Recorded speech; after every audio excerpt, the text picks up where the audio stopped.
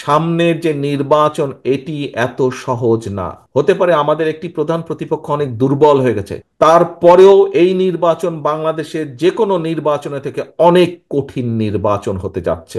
দেশ তো শুধু আমাদের দল দিয়ে না, দেশ শুধু আমাদের দলের নেতাকর্মীদেরকে নিয়ে, দেশ হচ্ছে দেশের মানুষকে নিয়ে। দেশের মানুষকে, এই যে প্রায় 20 কোটি মানুষ দেশে, এই সকল মানুষের জন্যই এই দেশ, মানুষকে নিয়ে এই দেশ। কাজেই আপনি যদি দেশের জন্য করতে চান, দেশের মানুষের জন্য করতে চান, তাহলে এইগুলা আমাদেরকে নিয়ে যেতে হবে মানুষের কাছে। আমরা এই করতে চাই, কৃষকের জন্য এই করতে চাই, আমরা শিক্ষকদের জন্য এই করতে চাই, নারীদের জন্য এই করতে চাই, শিশুদের যা বা আগামী প্রজন্মের জন্য আমরা এই করতে চাই, অর্থাৎ প্রত্যেকটি সেক্টরে যুবকদের জন্য কি করতে চাই, কর্মসংস্থানের জন্য কি করতে চাই, সবগুলো বিষয় আপনারা তুলে ধরবেন। হ্যাঁ, অনেকে হয়তো বলতে পারেন এর মধ্যে সকল বিষয় নেই, হতে পারে এর মধ্যে 100% বিষয় নেই, কিন্তু এর মধ্যে অনেক কিছু আছে। মোটামুটি ভাবে গাইডলাইন একটি আছে। আমরা দেখেছি গত কিছুদিন যাবৎ সমাজের অনেক ব্যক্তি অনেক সংস্কারের বিষয়ে কথা বলছেন, যারা 3 মাস বা 4 মাস বা এমনকি 5 মাস আগেও 6 মাস আগেও যারা সংস্কার নিয়ে কোনো কথা বলেনি।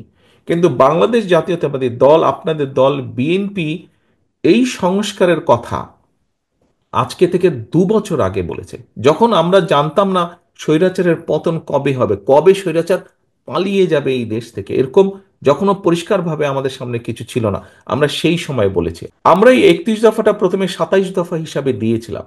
তার পরবর্তীতে আমাদের সাথে যে সকল রাজনৈতিক দল আন্দোলন করেছেন, যারা আন্দোলন আমাদের সাথে করেছে, সকল গণতান্ত্রিক রাজনৈতিক দল যারা স্বৈরাচারের পতন চেয়েছে, যারা একটা বাংলাদেশ গঠন করতে চেয়েছে নতুনভাবে, সুন্দরভাবে, সেই সকল রাজনৈতিক দলকে সাথে নিয়ে আলোচনা করে পরবর্তীতে আমরা এটিকে 27 থেকে 31 দফায় নিয়ে এসেছি। কাজেই এই 31 দফা কিন্তু শুধু যে বিএনপির দফা তা না, আমাদের সাথে সমমনা বা যেভাবেই বলি না কেন আমরা, আমাদের সাথে যে রাজনৈতিক দলগুলো ছিলেন, অর্থাৎ বাংলাদেশের পক্ষের সকল গণতান্ত্রিক দলগুলোর চিন্তার ফসলই হচ্ছে এই 31 দফা। অর্থাৎ নট অনলি বিএনপি, এর সাথে আরো বহু রাজনৈতিক দলের চিন্তা সমন্বয় ঘটেছে এই 31 দফার মধ্যে। বিএনপির সকল ক্ষমতার উৎস জনগণ। আমাদের কিছু কিছু নেতৃবৃন্দ, কিছু কিছু কর্মী, কিছু কিছু সহকর্মীর মধ্যে একটি চিন্তা ঢুকে গেছে যে, এখানে সাগর বোধহয় খুব সম্ভব বলেছিল খুলনা থেকে, যে আমরা ক্ষমতায় গেলে, কিছু কিছু সহকর্মীর মধ্যে ঢুকে গেছে এমন একটা ভাব যে আমরা ক্ষমতায় বোধহয় চলে যাচ্ছি বা চলে গিয়েছি। আপনাদের সকলকে আমি অনুরোধ করব, একই সাথে আপনাদের সকলকে আমি দৃঢ়ভাবে বলবো, আমরা ক্ষমতায় যাইনি। আমরা ক্ষমতায় যাব কিনা আমরা জানি না। তখনই আমরা ক্ষমতায় যেতে পারবো যখন আমরা বাংলাদেশের জনগণের সমর্থন পাবো। কাজেই জনগণের সমর্থন পাবো, এখন জনগণের সমর্থন আমাদেরকে আদায় করতে হবে। আপনার কথা, আপনার কাজ, আপনার উঠা বসা, আপনার চলাফেরা, সব কিছুর উপর নির্ভর করছে বিএনপির আগামী দিনের ভবিষ্যৎ। বিএনপির আগামী দিনের ভবিষ্যৎ। আপনি বিএনপিরই হন না কেন, আপনি ছাত্রদলেরই হন না কেন, আপনি যুবদল, স্বেচ্ছাসেবক, কৃষক দল, মহিলা দল, যেই দলের নেতাই হয়ে থাকুন না কেন, আপনাকে মানুষ এক বাক্যে চিনে বিএনপি হিসাবে। কাজেই আমাদের আগামী দিনের আমাদের সকল কিছু এমন হতে হবে যাতে জনগণের সমর্থন আপনার প্রতি থাকে, যাতে জনগণের সমর্থন দলের প্রতি থাকে। আমি কিছুদিন আগে বলেছি, জনগণের সঙ্গে থাকুন, জনগণকে সঙ্গে রাখুন। সহকর্মীবৃন্দ, আপনারা প্রায় একটি কথা বলে থাকেন, আমার সাথে যখন দেখা হয় তখনও বলেন, আপনারা বলেছেন, আপনারা অতীতেও বলেছেন, বর্তমানেও বলছেন, বিভিন্ন বক্তৃতা বিবৃতিতেও আপনারা বলেন যে বাংলাদেশের জনগণের আস্থা বিএনপির উপরে আছে। এই কথাটা আপনারা বলেন। এই আস্থাটা ধরে রাখা কিন্তু অনেক কঠিন ব্যাপার। এই আস্থাটা ধরে রাখা কঠিন ব্যাপার।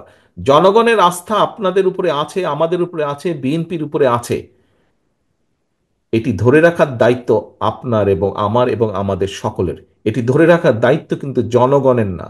জনগণ আস্থা রাখবে তার উপরেই যে জনগণের সাথে থাকবে।